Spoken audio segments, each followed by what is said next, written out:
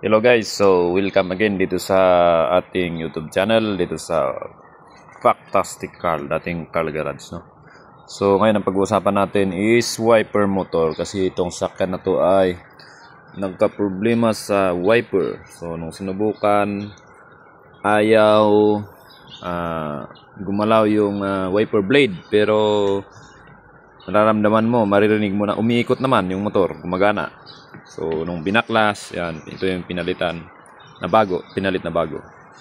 Nung binaklas, nakita na yung spline pala nitong ating wiper motor is na round head na, no? So yun, kahit anong ikot ng motor, hindi niya mapapaikot itong wiper linkage kasi ganun din ito.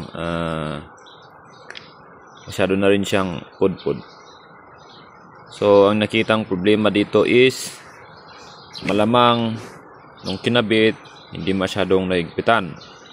So gumana siya, pero siyempre nakakaroon ng slippage yan hanggang sa katagalan na nagagamit. Kasi 2 years na daw siyang ginamit umpisa nung kinabit. Tapos minsan natatanggal yung nut niya, kinakabit na lang nila, hinuhugot nila doon sa loob. Meron yan sa huhugutin doon sa loob kinakabit.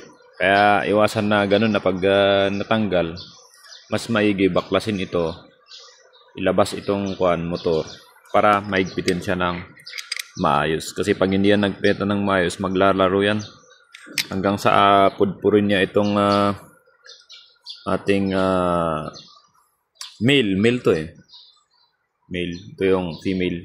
Maganyan-ganyan siya.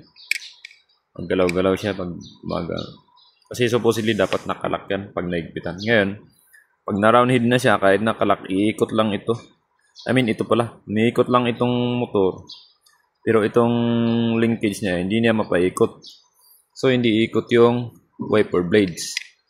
Kaya, ugaliin po natin na join ng tama. Huwag nating i-shortcut yung pag-aayos ng ating sasakyan. So, once again, maraming salamat sa panonood.